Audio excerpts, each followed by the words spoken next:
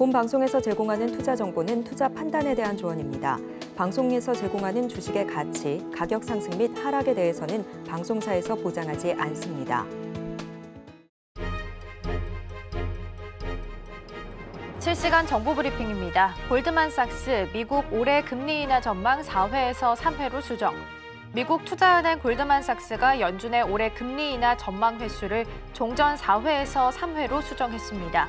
끈적한 인플레이션이 거듭 확인되면서 연준이 통화 완화 시점을 늦출 것이라는 관측입니다. 오는 19일에서 20일 열리는 FOMC를 앞둔 가운데 시장에서는 금리 인하 시점이 6월에서 7월로 밀릴 수 있다는 전망도 나옵니다. 제3국 비중 65% 미만 EU 핵심 원자재법 공식 채택, 리튬, 마그네슘 등 핵심 원자재의 제3국 의존도를 낮추기 위한 유럽연합의 핵심 원자재법이 조만간 발효됩니다. EU 27개국을 대표하는 이사회는 현지 시간 18일 CRMA를 공식 채택했다고 밝혔습니다. 공식 발효는 EU 관보 개제 시점으로부터 20일 이후입니다. 애플, 마이크로소프트, 오픈 AI 동맹 맞서 구글과 손잡는다. 애플은 현지 시간 18일 구글의 생성형 AI 제미나이를 올 후반 공개할 신형 아이폰인 아이폰 16에 장착할 것이라는 보도로 주가가 뛰었습니다. 애플로부터 라이선스 수수료를 받게 될 구글 모기업 알파벳도 급등했습니다.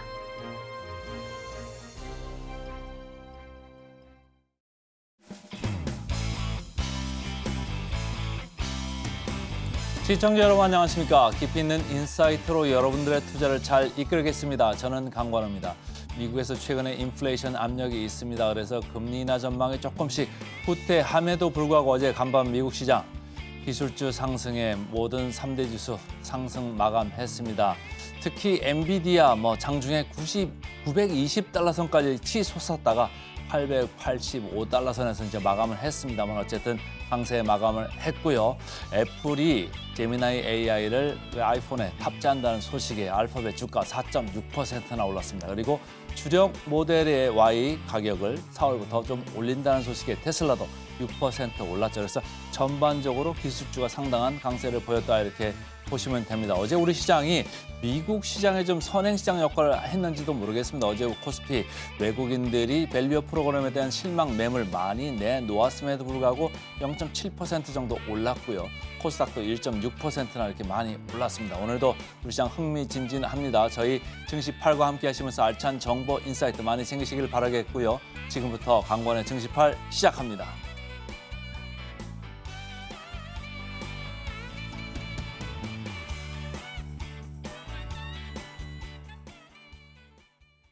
계속해서 외신 브리핑 살펴보도록 하겠습니다. 먼저 3대 지수 마감 상황부터 함께 확인해 보시죠. 어제 3대 지수는 기분 좋게 모두 다 상승불을 켜면서 마무리하는 모습이었습니다. 다우가 0.2%, 나스닥이 0.82%, S&P 500은 0.63%의 상승률을 기록을 했습니다. FOMC를 앞두고 일단은 관망세가 좀 짙은 모습입니다. 특히 알파벳과 테슬라가 강세를 주도하면서 지수 상승을 견인했는데요. 다만 오후 들어서 국채 금리가 상승하게 되면서 상승폭을 일부 반납하는 모습을 보였습니다. 그리고 일본 지수도 함께 좀 확인을 해보도록 하겠습니다. 니케이 지수 같은 경우에는 2.6%의 강세를 보이면서 마무리했습니다. 39,740포인트로 마감을 했고요. 장 초반 대비해서 고점 부근에서 마무리하는 모습이었습니다. 일본은 어제와 오늘 BOJ 회의를 진행하고 있습니다. 니케이 지수는 어제 장중에 2%대 상승세를 보이면서 다시 한번 거품 경제 때 최고 기록을 뛰어넘기도 했습니다. 물론 신고가를 의미하는 것은 아니었는데요. 니케이 지수는 어제 오후에 장중 한때 39,769포인트까지 치솟았습니다. 이번 달 4일에 사상 처음으로 4만 선을 넘기도 했지만 단기 급등에 따른 경계 매물이 좀 유입이 되면서 등락을 거듭해오는 모습이었고요. 일본 은행이 BOJ에서 마이너스 금리 정책을 해제할 것으로 일단 전망이 되고 있는 상황이기 때문에 금융 정책에 대한 불확실성이 줄어들면서 주식을 되사는 움직임이 우세해졌다라는 분석이 나오고 있습니다. 엔화 약세가 지속하게 되면서 자동차와 전기 등 이렇게 수출 관련된 종목들이 일제히 상승불을 켰다라는 부분도 함께 보시면 좋겠습니다. 이어서 유가 상황도 함께 체크해 보도록 하겠습니다. WTI는 배럴당 82달러 선에서 상승 마감했습니다. 장중에 가장 고점이었을 때가 83달러 수준이었는데요. 83달러 터치한 후에 다시 한번 상승분을 좀 반납을 했습니다. 지난해 11월 초 이후에 5개월여 만에 최고치를 경신을 했는데요. 이 상승분을 상승했던 이유는 이라크의 수출량을 감소하겠다라고 발표를 했기 때문입니다. 로이터 통신은 이라크가 앞으로 수개월 동안 원유 수출량을 감축하겠다라는 보도를 내놨는데요. 오펙과 또 오펙 플러스가 자체 감산 방침을 내놓긴 했지만 이라크의 원유 생산량은 지금까지 합의됐던 생산량을 계속해서 초과를 좀 시켜왔습니다. 이라크가 이번에는 자체 감산에 대응할 자세를 보였다라는 점이 원유 가격을 끌어올렸다라고 볼 수 있겠습니다. 마감가는 82달러 선에서 마감했다라는 부분 함께 보시면 좋겠습니다. 이어서 기사들 함께 체크해 보도록 하겠습니다. 첫 번째 월스트리트 저널 기사 보실 거고요. Trump Economic Advisor for three names라는 기사인데요. 트럼프 전 대통령이 벌써부터 이렇게 차기 연준 의장 물색에 나섰습니다. 거론되고 있는 인물이 이렇게 3명의 인물이 거론되고 있고요. 이 내용 함께 좀 살펴보도록 하겠습니다. 우선 언급된 인물은 총 3명입니다. 래퍼 곡선의 창시자인 아서 래퍼 전 교수, 그리고 두 번째가 케빈 워시 전 페드 이사고요. 세 번째가 케빈 헤셋 전 트럼프 행정부의 경제자문위원회 의장이 이렇게 물망에 좀 오른 상태입니다. 먼저 첫 번째부터 좀 살펴보면요. 래퍼 전 교수 같은 경우에는 세율이 일정 수준을 넘어서면 근로 의욕을 감소시켜서 세수가 줄어들 수 있다라는 이른바 래퍼 곡선을 내놓은 이론의 창시자입니다. 레이건 전 행정부의 감세 정책의 이론적 기반이 되기도 했었는데요. 그리고 두 번째는 워시 전 이사고요. 36세 최연소 페드 이사가 됐던 월가 출신의 금융 엘리트입니다. 2002년에 부시 전 대통령의 경제정책 특별보좌관으로 일한 바 있습니다. 그리고 마지막 세 번째로 이름을 올린 인물이 헤셋 전 의장인데요. 부시 전 대통령 그리고 맥케인 공화당 대선 후보의 경제 고문을 맡은 바 있습니다. 트럼프 경제팀은 최근 몇 주 동안 이렇게 후보 명단을 작성하기 위해서 비공개 토론을 진행해온 것으로 알려져 있습니다. 트럼프 전 대통령은 3명 중에 누구에게도 지지 의견을 언급하지는 않았는데요. 사실 파월 의장의 임기가 2026년까지고요. 의장직에서 만약에 물러나게 된다 하더라도 2028년까지는 이사직을 유지할 수 있는 조건이 있습니다. 하지만 트럼프 전 대통령이 만약에 대선에서 승리를 하게 된다면 자신이 임명한 파월 의장을 연임시키지 않을 것으로 전망이 되고 있기 때문에 미리부터 이 3명의 인물에 대해서 시장에서는 주목을 하고 있는 상황입니다. 시장에서 가장 유력하게 보고 있는 인물은 아서 래퍼 전 교수입니다. 과연 대선 이후에 어떤 판이 새롭게 짜여지게 될지 지켜보셔야 될 것 같습니다. 이어서 두 번째 기사 함께 보도록 하겠습니다. 로이터 통신 기사고요. China January-February Industrial Output rises 7%라는 기사이고요. 어제 중국에서 발표됐던 경제 지표 살펴보겠습니다. 중국은 올해 1월에서 2월 산업 생산과 소매 판매가 모두 예상치를 웃돈 것으로 나타났습니다. 일단 앞서서 발표됐던 지표 먼저 살짝 정리하고 넘어가 볼 텐데요. 2월 CPI는 지난해 같은 기간보다 0.7% 정도 상승하면서 6개월 만에 상승세로 돌아섰습니다. 그리고 올해 1월에서 2월 수출 또한 전년 대비해서 7.1% 정도 증가하면서 일부 지표들이 중국 경제에 있어서 호전 신호를 좀 나타내고 있는 상황이었습니다. 그리고 다시 기사로 돌아와서 살펴볼게요. 먼저 산업 생산 같은 경우에는 작년 같은 기간보다 7% 정도 늘어났습니다. 이 예상치가 5% 정도였고요. 작년 12월 6.8% 증가를 뛰어넘은 수치다라고 볼 수 있겠습니다. 특히 약 2년 만에 증가폭이 좀 가장 컸다라는 부분도 유의미해 보였습니다. 그리고 이어서 소매 판매 같은 경우에는 보통 소비 지표로 판단하기 때문에 시장에서도 좀 중시하면서 보는 부분입니다. 작년 동기 대비해서 5.5% 정도 증가한 것으로 나타났고요. 예상치였던 5.2% 이상을 좀 깨는 모습을 보였습니다. 다만 작년 12월의 7.4% 증가보다는 살짝 좀 둔화한 모습을 보이기도 했습니다. 어쨌든 이러한 상승적인 배경을 좀 보자면 8일 동안 이어졌던 춘제 연휴 효과 때문으로 분석이 좀 되고 있는 상황입니다. 통계국 대변인은 중국 경제는 여전히 복잡하고 또 암울한 환경에 놓여 있긴 하지만 5% 내외의 성장 목표를 거둘 능력이 있다라고 거듭 이야기하기도 했습니다. 그래도 다행인 부분을 좀 보자면 일부 경제 통계가 좀 올해부터는 견조한 출발을 보이고 있음에 따라서 경기 부진을 좀 털어내려는 정책 이반자들에게는 숨통을 열어줄 것으로 보입니다. 다만 성장 목표치로 지금 제시한 내용이 5% 정도인데요. 실제로 이뤄내기까지는 좀 어려움이 많을 것으로 전망이 좀 되고 있다는 부분 함께 보시면 좋겠습니다. 이어서 다음 기사도 함께 확인해 보도록 하겠습니다. CNBC 기사고요. 엔비디아 CEO 젠슨 황 announced new AI chips. 엔비디아의 젠슨 황 CEO의 기조 연설을 시작으로 GTC가 문을 열었습니다. 오늘 아침에 나왔던 내용들 간단하게 좀 정리를 해보고 갈 텐데요. Welcome to GTC로 이렇게 기조 연설의 시작을 알렸습니다. 예상한 대로 신제품을 좀 선보였고요. H100의 뒤를 잇는 GPU, 그러니까 블랙웰 그래픽스 아키텍처를 공개를 했습니다. 이것 같은 경우에는 델과 구글 그리고 메타, 아마존 등이 앞으로 사용할 것으로 소개를 좀 했고요. 주목할 만한 점이 있다라고 하면 이 블랙웰이 칩이 아니라 플랫폼이다라고 강조한 점입니다. 앞으로 엔비디아가 단순한 칩 공급 업체를 좀 벗어나서 소프트웨어를 구축할 수 있는 능력까지 갖추고 있다. 그러니까 플랫폼 기업으로도 거듭나겠다라는 의지를 내비쳤다라고 해석할 수 있겠습니다. 그리고 다음으로 B100을 공개할 것으로 좀 전망이 되고 있는데요. 엔비디아가 판매하는 AI 시스템의 중심이 될 B100 반도체가 올해 안에 인도가 개시가 될 가능성이 좀 큰 상황입니다.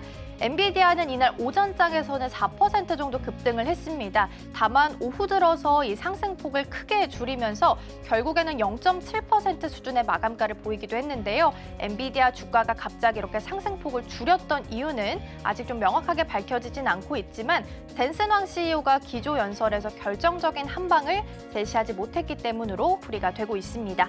기사 살펴봤고요. 이번에는 전반적인 섹터별 움직임도 함께 보도록 하겠습니다.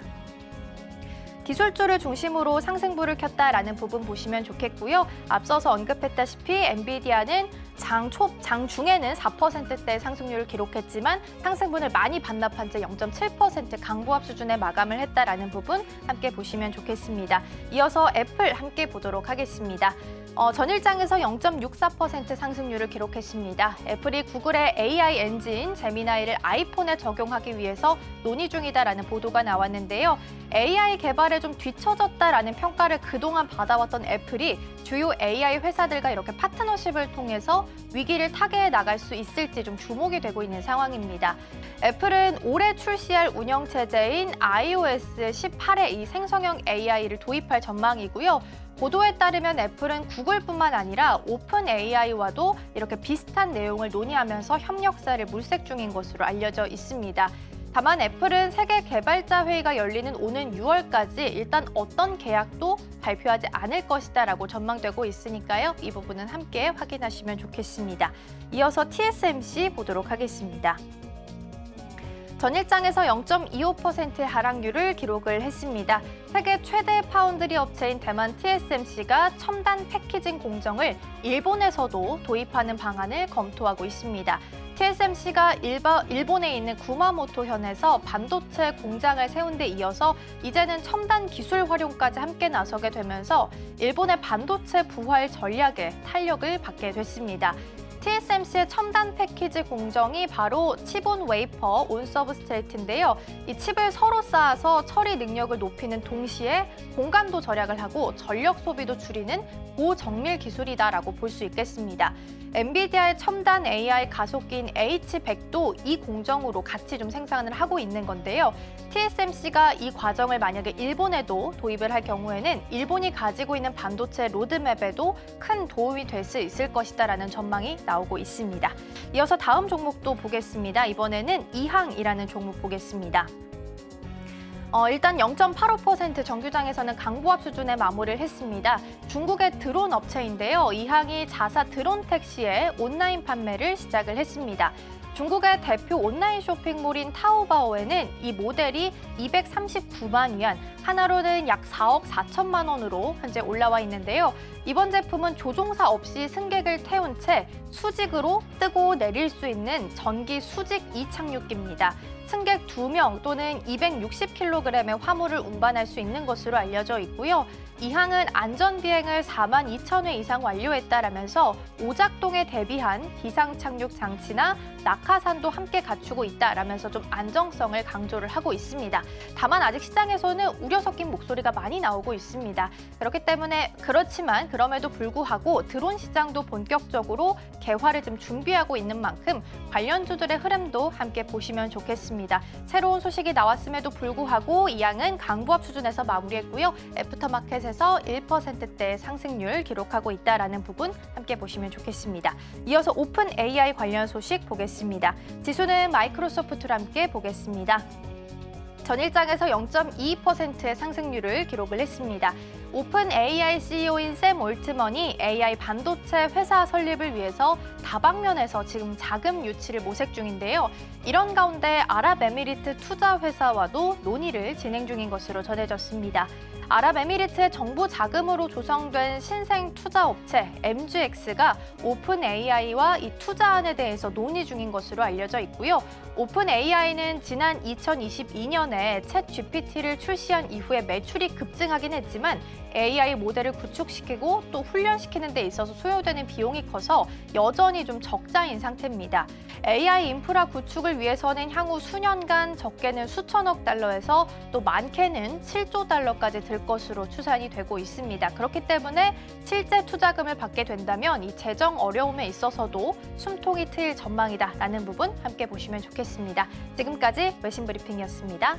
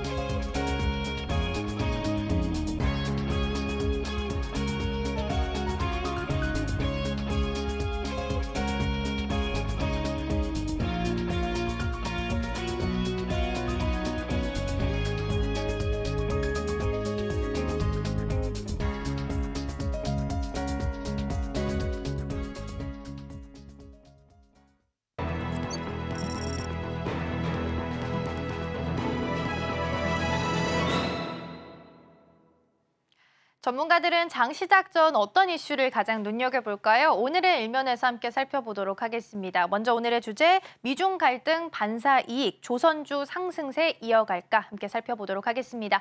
헤드라인 풀어주실 분이죠. 헤르메스 스타 김시은 팀장 자리해 주셨습니다. 팀장님 어서 오세요. 네, 안녕하세요.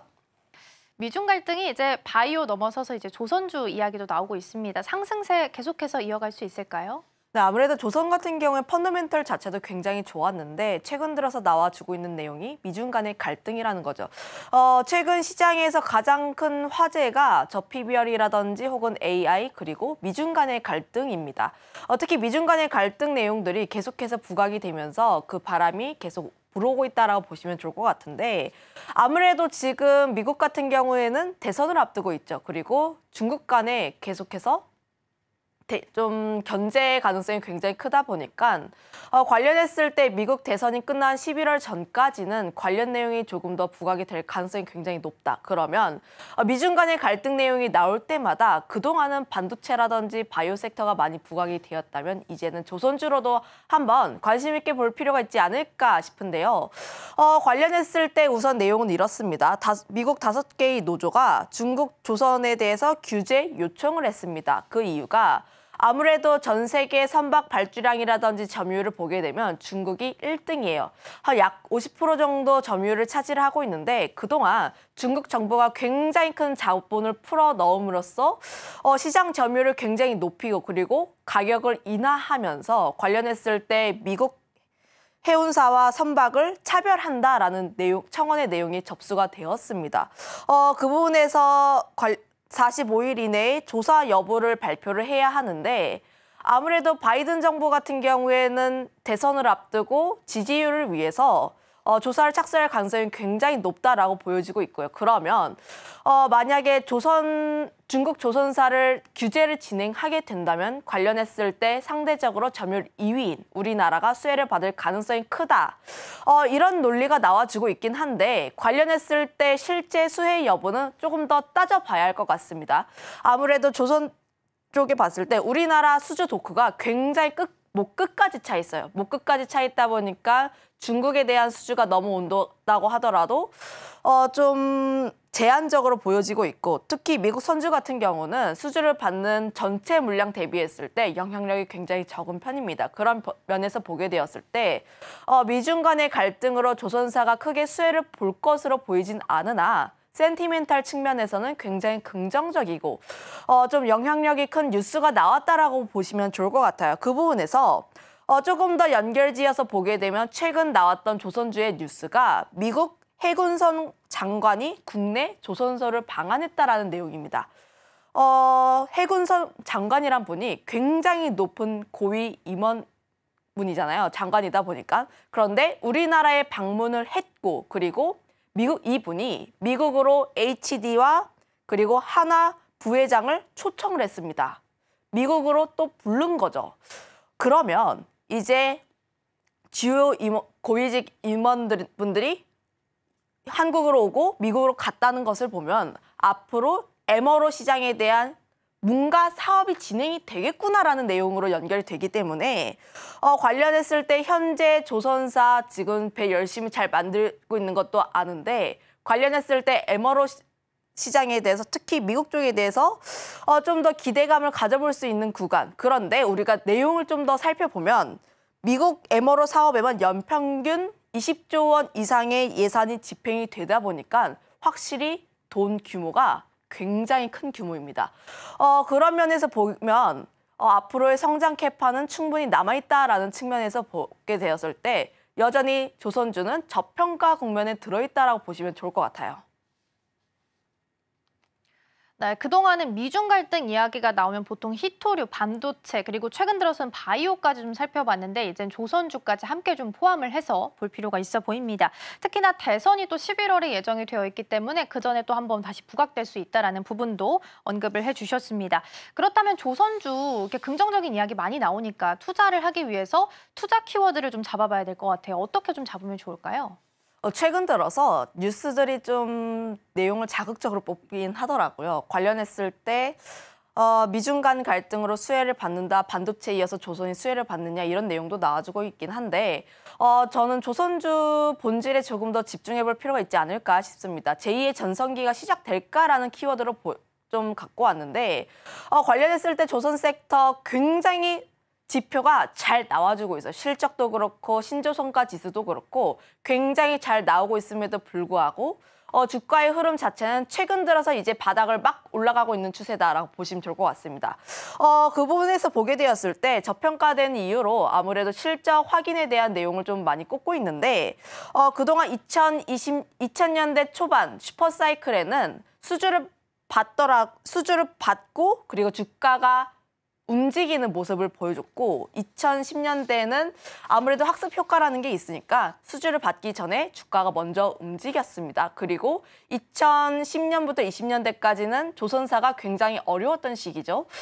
그런 부분에서 보게 되었을 때 2020년 이번 수주 도크량이 굉장히 많이 차 있음에도 불구하고 수주 받는 것 대비했을 때 좀 조선주의 주가가 강하게 치고 올라가지 못하는 이유가 실적을 조금 더 확인하고 싶어하는 사람들의 심리 그리고 지금 앞서 이야기를 했다시피 도크가 굉장히 많이 차 있어요. 수주도 굉장히 많이 받았고 선별적으로 수주를 받을 것이다라고 이야기를 많이 합니다. 그러면 작년부터 나왔던 이야기가 작년에 수주 많이 받았던 거 알겠어. 그러면 올해는 수주를 얼마나 많이 받을 수 있을까? 과연 조선사의 이 성장 사이클이 내년에도 내후년에도 계속 지속이 될 수 있을까에 대한 의구심이 계속 나와줬습니다. 하지만 지표들을 하나하나 다 뜯어보면은 여전히 조선 섹터는 지금 현재 구간에서도 접근하기 괜찮은 구간이라고 보시면 좋을 것 같아요.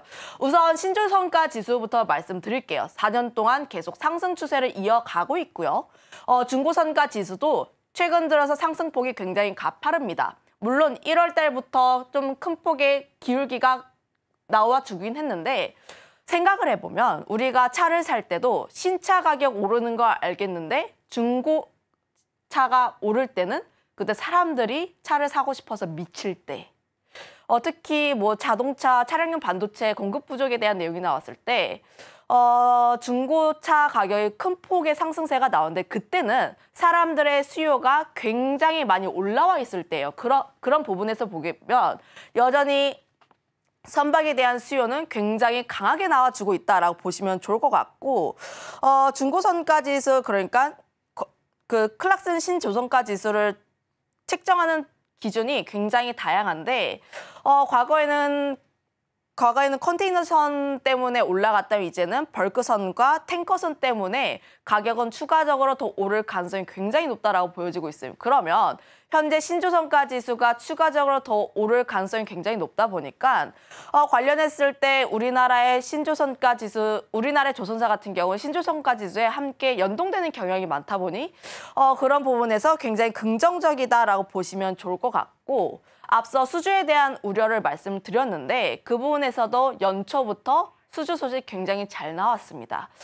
특히 지난달 같은 경우에는 중국을 제치고 월간 수주 세계 1위를 기록을 할 정도로 우리나라 조선사가 굉장히 잘 해내주고 있다고 보시면 좋을 것 같아요. 특히 HD 현대중공업이라든지 삼성중공업 이미 수주 목표치의 40%를 달성을 했습니다. 그때 당시만 하더라도 2월 달이었음에도 불구하고 수주를 계속해서 받고 있다 보니까 수주에 대한 우려도 덜은 상황. 거기다 올해 동시에 흑자 전환에 대한 기대감도 유효한데 작년 같은 경우에 하나오션이 연가 흑자 전환에 좀 실패를 했어요. 하지만 올해 같은 경우는 다른 우리의 모습을 보여주겠다. 앞으로 실적이 지금 턴을 하는 초입 구간이기 때문에 현재 이 구간에서 피크아웃을 논하기에는 약간 너무 앞서 나갔다라고 판단을 하고 있어서 저는 조선 섹터에 대한 우려는 덜으셔도 좋지 않을까 보고 있습니다. 거기다 중장기적으로 보게 되면 현재 환경 규제가 계속 진행이 되면서 계속해서 선박의 교체 수요가 나와줄 수밖에 없는 부분들. 특히 앞서 이야기를 한 것처럼 신조선가 지수의 상승 요인 중 하나가 환경 규제로 인해서 선박을 계속해서 교체를 해야 하는 그런 구간이다 보니까 관련했을 때 2050년 환경 규제 계속 진행해야 되고 이산화탄소 배출량을 제로로 해야 하는 그런 움직임이 나와주게 되면 결국 조선업 같은 경우에는 앞으로 성장할 수밖에 없는 사이클이라는 점. 거기다가 특히 우리나라 조선사가 진행 잘하고 있는 게 LNG라든지 탄소 배출량이 적은 그런 고부가가치 선박이다 보니까 결국 환경 규제가 강화가 되면 될수록 우리는 조선업에 대해서 계속 주목을 해볼 수밖에 없다 이렇게 보고 있습니다. 네, 환경 규제로 인해서 교체 수요가 높아지면서 신조선가 지수도 계속해서 긍정적으로 좀 가고 있고 또 선박 수요도 계속해서 높기 때문에 중고선가 지수도 아까 그래프에서 보셨겠지만 가파른 상승세를 좀 기록하고 있다는 부분 함께 보시면 좋겠습니다. 그렇다면 팀장님 이제 업종을 좀 찾고 종목도 찾아봐야 될 것 같아요. 대장주를 좀 보는 게 좋을까요? 지금 현재 대장주는 삼성중공업인데 아무래도 뭐 실적도 가장 먼저 턴을 한 부분도 있고 특히 수급적으로도 굉장히 좋았습니다. 그래서 저번 주에 13% 정도 상승을 했어요. 원래 조선 섹터가 굉장히 무거운 종목이다 보니까 5%, 6%만 올라도 와 오늘 조선주 진짜 좋았다. 라는 내용이 들릴 정도였는데 삼성중공업이 13% 상승을 할 정도면 말을 다 했습니다. 그만큼 조선 섹터의 대규모 거래 대금이라든지 긍정적인 영향, 센티 굉장히 다 좋다라고 보시면 좋을 것 같아요. 그런데 삼성중공업 같은 경우는 앞으로 성장 가능성이 굉장히 열려있긴 하나 현재 구간이 전고점을 뚫으려고 하는 그 구간대이다 보니까 현재 그 구간은 신규 접근의 자리라기보다는 보유자의 관점으로 보시면 좋을 것 같고 오히려 신규로 접근을 하실 분들 같은 경우는 삼성중공업을 지표로 놓고 후발로 따라갈 수 있는 종목이 좋습니다. 현대미포조선이라든지 하나오션 이런 쪽에 조금 더 관심을 가져보시면 좋을 것 같은데 그중에서 관심 있게 보고 있는 게 하나오션이라는 기업이에요. 앞서 이야기를 한 것처럼 미중 간 갈등에 따라서 좀 직간접적으로 수혜를 받을 수 있는 기업이 하나오션이라고 보시면 좋을 것 같습니다. 아무래도 미중 간의 갈등이 부각이 되면 우리나라가 직접적으로 수혜를 받는 것이 아니라 센티적으로 영향을 받는다는 점. 하지만 미국 쪽에 자회사가 있거나 혹은 조선소가 있다면 말이 달라집니다. 하나오션이 작년에 대규모 유상증자를 추진을 했는데 그 자금으로 미국 필리 조선소 인수를 추진 중에 있다 보니까 관련했을 때 내용을 좀 연결을 지어보면 하나오션이 조금 더 관련했을 때 긍정적인 영향을 받지 않을까 싶은데 최근에 주가 흐름들도 120선을 뚫고 올라가는 모양의 차트를 하고 있어요. 그런데 올라갈 때 기관들의 매수세가 더해지면서 올라가고 있다는 거죠. 전고점과 대비했을 때 상방이 좀 크게 열려있기 때문에 현재 접근을 하실 때는 하나오션처럼 바닥권에서 움직이는 종목군들에 우리가 조금 더 관심을 가질 필요가 있다. 이렇게 정리하겠습니다. 네, 물론 다양한 종목들이 있겠지만 삼성중공업이 대장주기 때문에 이를 지표로 삼아서 후발주자를 보면 좋겠습니다. 한화오션 언급해 주셨고요. 미국의 필리조선소를 좀 인수 추진 중이다라는 소식까지 가지고 있으니까요. 투자 모멘텀으로 함께 보셔도 좋을 것 같습니다. 오늘 도움 말씀은 여기까지 듣도록 하겠습니다. 팀장님 고맙습니다.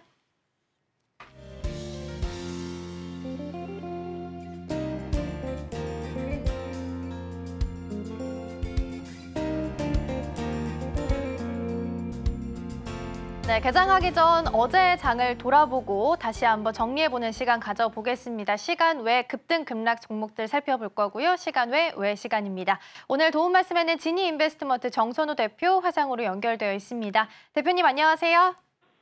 예, 안녕하세요. 네, 좋은 아침입니다. 먼저 급등 종목 탑5부터 살펴보겠습니다. 더불어서 오늘 장에서 추가적으로 보면 좋을 종목 어떤 종목 있을까요? 일단은 뭐 어제 같은 경우는 시간에 급등했던 것들 중에서 뭐 다양한 재료라든지 모멘텀의 종목들이 좀 많이 나와주기는 했습니다만은 전체적으로 여기서 이 모멘텀과 별개로 좀 이제 또 우리가 확인해 봐야 될 게 외국인들의 강한 수급이 좀 들어온 종목들, 기관이라든지 외국인들의 강한 수급과 함께 올라가는 종목들이 좀 많았다라고 좀 말씀드리고 싶어요. 최근에 이제 여러분들도 알다시피 이제 우리가 밸류업 프로그램이라고 하면서 이게 도입된다. 그런 소식과 함께 외국인들의 강한 매수세가 좀 많이 들어와 줬었습니다. 자, 그러다 보니까 외국인들의 매수세가 지금 지속되고 있는 종목들이 또 이제 강한 상승으로 연결되기 위한 시간의 움직임이 나와주는 게 아닌가 좀 생각을 해보고 싶은 거고요. 자, 그래서 이 탑5를 본다라고 하면 전체적으로 그런 종목들. 자, 지오릴 에너지를 이제 뭐 첫 번째로 우리가 만나볼 수 있겠는데요. 자, 다섯 번째 이제 지오릴 에너지를 본다라고 했을 때도 현재 지금 뭐 차트상으로 봤을 때도 지금 뭐 우리가 흔히 이런 뭐 N자형 파동이라고 좀 설명을 드릴 수 있겠죠. 정고점을 찍고 이런 반등이 나오는 자리에서 이런 N자에서 끌고 가는 자리에 있어서 외국인의 강한 매수세가 들어오고 있다. 특히나 지오릴 에너지 같은 경우는 이제 전일자 대비해서 외국인들이 강한 순매수가 약 45만 주 정도, 그러니까 절대적으로 적은 매수세가 아니겠죠. 그러니까 45만 주 정도의 매수세가 들어오면서 상승하는 거 우리가 확인해 보실 수 있고요. 자, 그다음에 폴라리스 이제 AI라는 종목, AI라는 종목도 있는데 이제 뭐 여러분들 알다시피 최근에 폴라리스 그룹이 잘 가고 있잖아요. 그래서 폴라리스 AI 같은 경우도 지속적으로 이렇게 상승하는 과정에 우리 개인들이 좋아하는 게 뭐예요? 이런 상승하는 과정에 외국인들이 지속적으로 매수를 한다라고 하면은 이것도 뭐 신고가 가겠구나 뭐 그런 기대감이 나올 수도 있는 거겠죠. 그래서 이 폴라리스 AI 같은 경우도 지금 외국인 기준으로 봤을 때 순매수만 75만 주 정도 들어오는 걸 우리가 확인해 보실 수 있습니다. 그래서 이 외국인들의 매수세가 확실히 시간에 움직이는 종목들을 좀 주도하고 있다 좀 생각해 보고 있고요. 세 번째로 또 볼만한 종목은 비올이라는 종목이에요. 비올. 자, 전체적으로 차트가 다 비슷합니다. 그러니까 뭐 이 아무래도 개인들이 좋아할 만한 상황이에요. 비올 같은 경우 폴라리스 AI도 그렇고 비올도 그렇고 지오릴 에너지도 그렇고 어쨌든 뭐다. 주가가 이렇게 올라가는 데 있어서 뭐 한다. 여기서 외국인들이 매도하는 게 아니라 외국인들이 쫙 풀매수를 해버리니까 개인들이 좋아할 만한 그런 흐름이지 않나. 물론 이 매수 이 수량만 봤을 때는 비율이 아마 이 오늘 소개시켜드린 종목들 중에서 제일 작을 겁니다. 이제 10만 주 정도라고 보면 좋은데 우리가 주가 자체가 다르죠. 1,000원짜리 30만 주와 8,000원짜리 10만 주를 놓고 본다라고 하면은 애초에 거래 대금 자체가 다르기 때문에 절대 그래도 적은 물량은 아니다라고 좀 말씀을 드리고 싶고요. 자, 두 번째로 이제 제주 맥주라고 좀 보고 싶어요. 자, 제주 맥주 같은 경우는 차트도 바닥에 있는데 이제 앞서 말씀드렸던 세 가지 종목들은 이제 뭐 한 전일 대비, 뭐 한 1, 2거래일 대비라고 하면은 제주 맥주 같은 경우는 이제 일주일 내내요. 최근 일주일 내내 이런 매수가 들어오고 있는데 일주일간의 이 외국인들의 매수가 30만 주가 넘어간다는 거겠죠. 그러니까 절대적으로 적은 매수 물량은 아니다라고 좀 말씀을 드리고 싶고요.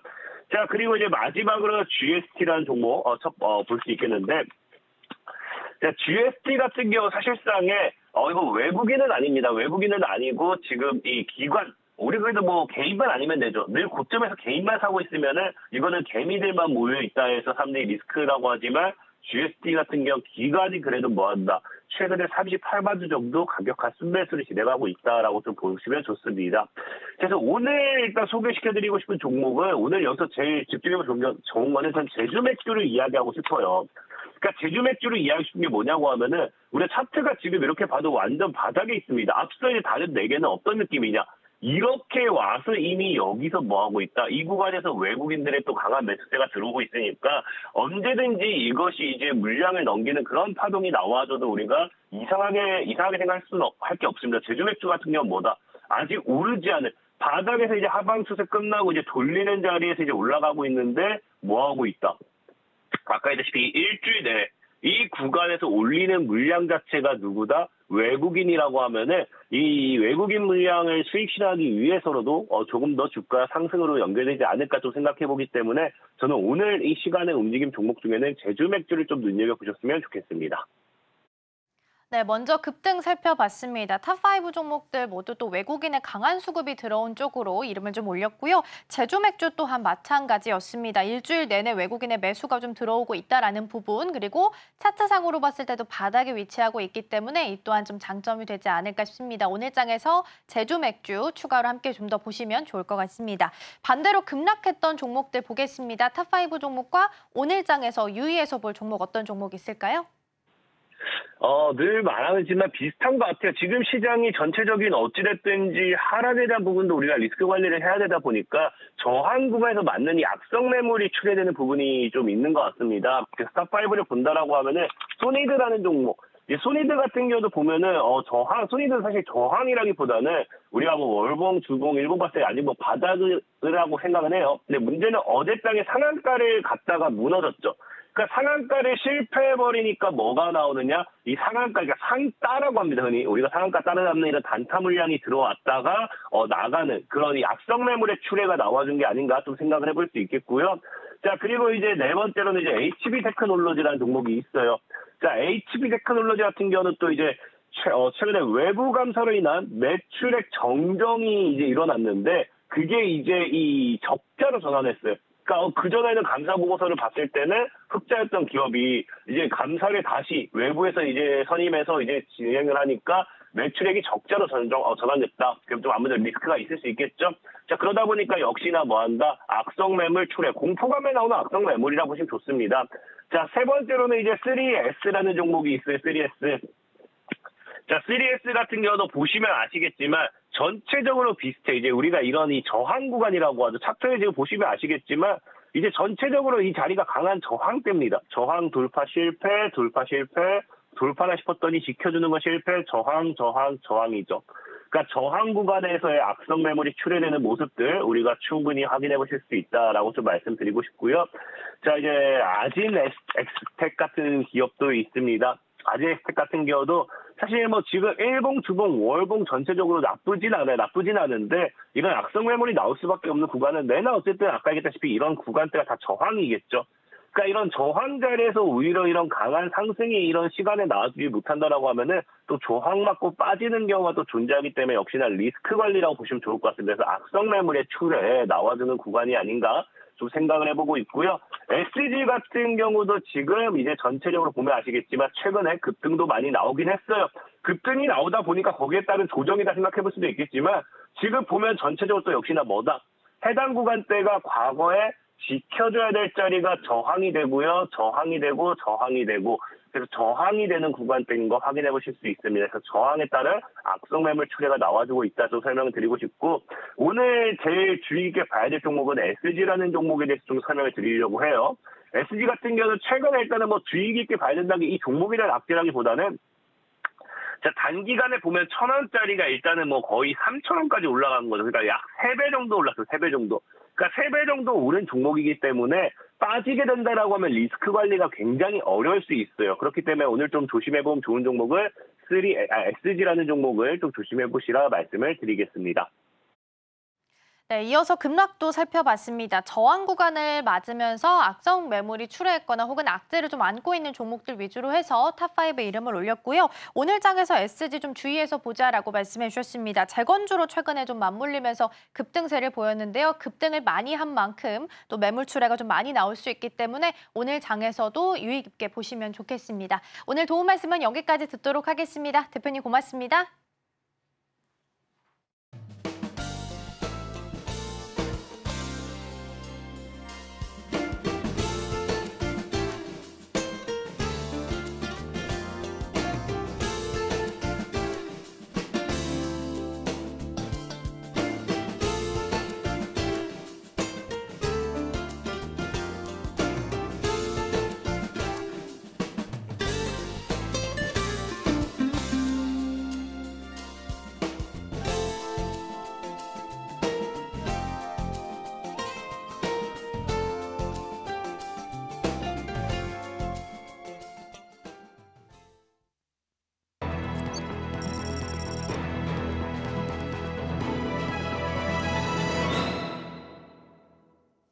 화요일 아침 8시 반입니다. 오늘도 센티멘탈, 펀더멘탈 두 종목 가지고 출발을 해보겠습니다. 오늘은 센티멘탈로 삼성바이오로직스, 펀더멘탈로 LS, 오랜만이죠. 이렇게 두 종목 되겠습니다. 자, 삼성바이오로직스부터 좀 볼까요? 제가 차트를 그려왔습니다만은 최근에 녹색 조금 이렇게 올라오는 느낌이 있습니다. 제가 연초부터 삼성바이오로직스 벌써 세 번째 이렇게 말씀을 드리는데 어쨌든 제약바이오가 최근에 상당히 강합니다. 제가 평균을 11개사를 이제 추적 관찰하는 회사를 이렇게 넣어놨는데요. 지난 1년 대비해가지고 한 80% 정도 평균적으로 이렇게 올라와 있습니다. 그러나 다른 주식들 보시면 셀트리온, 삼성바이오로직스, SK바이오사이언스 되게 큰 종목들이죠. 여러분들이 아주 누구나 다 알 수 있는 이런 이름들인데 이런 회사들의 주가는 지난 1년 동안 대비해서 별 재미가 없었습니다. SK바이오사이언스도 아주 재미가 없네요. 삼성바이오로직스도 마찬가지입니다. 근데 삼성바이오로직스가 뭘 하는 회사냐면 CDMO, CMO 이렇게 얘기하죠. 그래서 C는 위탁이나 위탁, 계약이죠. contract. M은 manufacturing, 제조하는 거죠. 생산하는 거죠. O는 organization, 그래서 기관입니다. 그러니까 위탁 생산을 하는 회사가 맞습니다. 그리고 CDMO, D자가 하나 더 들어가면 development, 그러니까 개발까지 하는 거예요. 개발까지 하는 거라. 자, 의류 쪽에서 어떻게 보면은 OEM 그러면 여기서 봤을 때 CMO가 OEM으로 보시면 되고 우리가 ODM, 의류할 때 ODM으로 하잖아요. 디자인하고 디벨롭먼트 하는 거는 거의 비슷하다고 보시면 돼요. 그러니까 이 CDMO나 CMO 이거를 이제 하는 회사가 맞는데 소량 생산하는 게 아니라 아주 대량 생산을 해가지고 글로벌 제약사나 바이오사한테 이렇게 이제 판매하는 제조를 해주는 이런 이제 업무를 합니다. 그런데 IT에 삼성전기가 있다면 저는 바이오에는 삼성바이오로직스가 있다 이렇게 생각을 하고 있어요.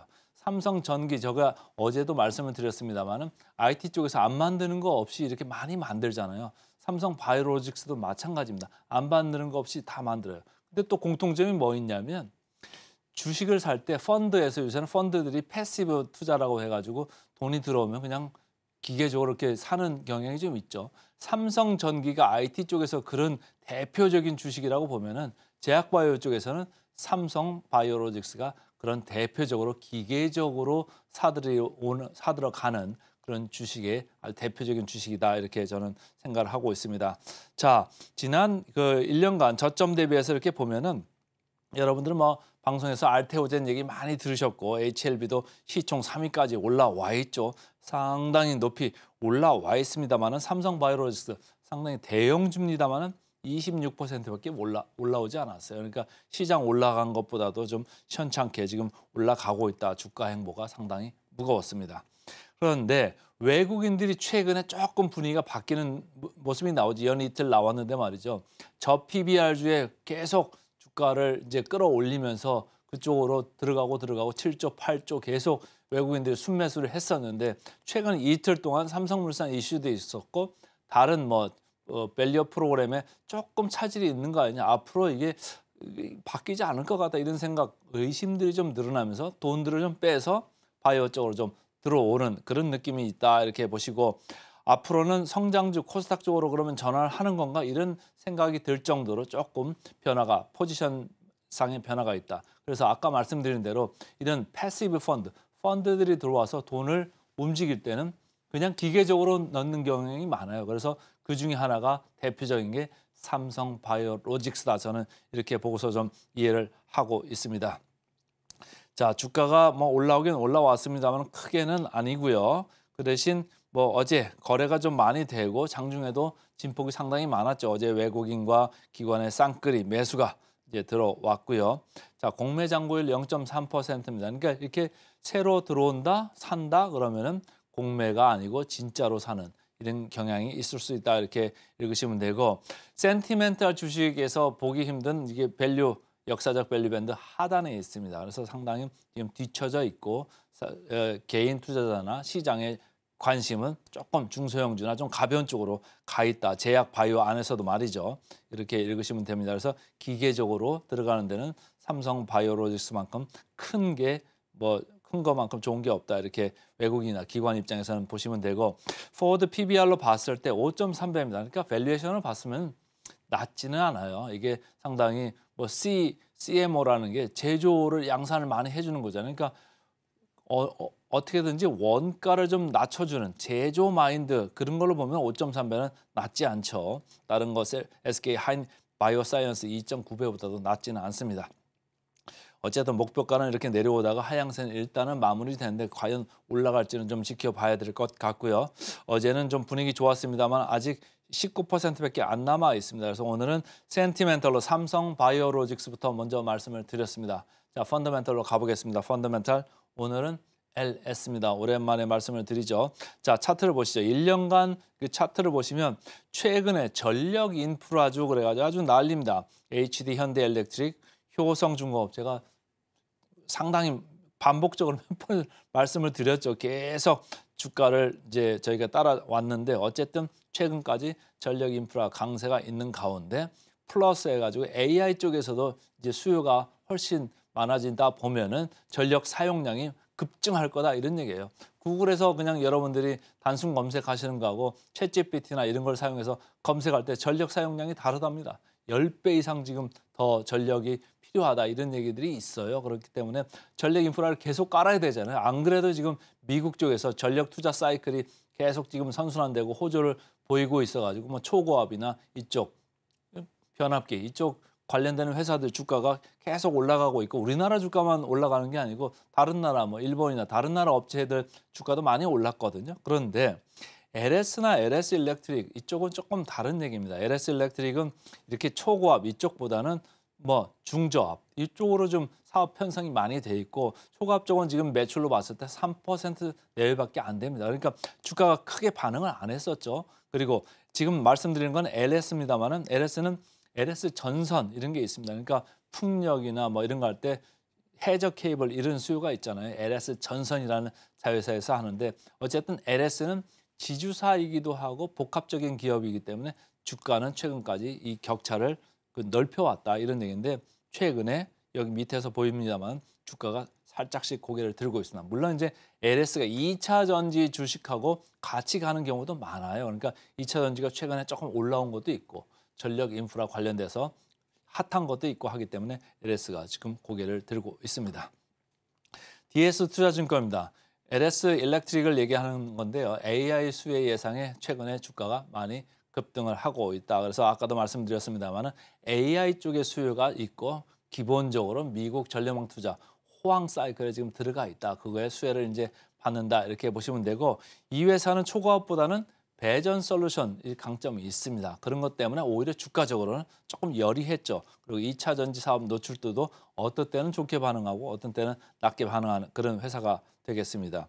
이베스터 증권입니다. LS 일렉트릭을 다시 얘기하는데요. 연초부터 대형 수주권이 공시됐고 이제는 해외 로컬 업체들한테 직접 수출하는 이런 전략을 가고 또 초과압적으로도 좀 들어오고 하면서 조금 정상화의 시간을 갖는다 이렇게 읽으시면 되고요.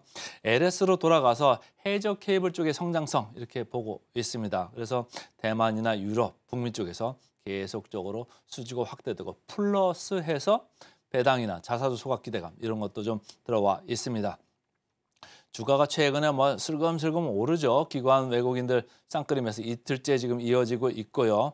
밸류 밴드로 봤을 때 조금 위쪽에는 와 있습니다. 그러나 절대적인 밸류로 봤을 때는 PER, PBR 상당히 여전히 저평가인 상태입니다. LS 8.4배, PBR로 봐도 0.6배 정도입니다. 그러니까 높은 부분은 아니다 이렇게 읽으시면 되고요. 주가로 봤을 때 13.9% 정도 남아 보입니다. 그래서 오늘은 센티멘털로 삼성 바이오로직스, 펀더멘털 LS 두 종목 말씀을 드렸습니다.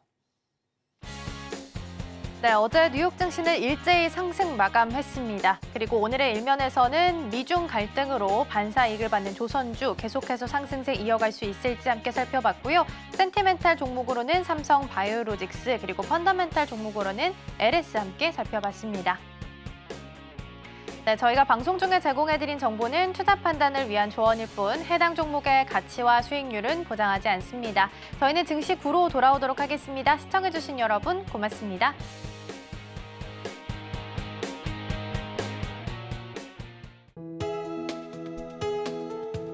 본 방송에서 제공하는 투자 정보는 투자 판단에 대한 조언입니다. 방송에서 제공하는 주식의 가치, 가격 상승 및 하락에 대해서는 방송사에서 보장하지 않습니다.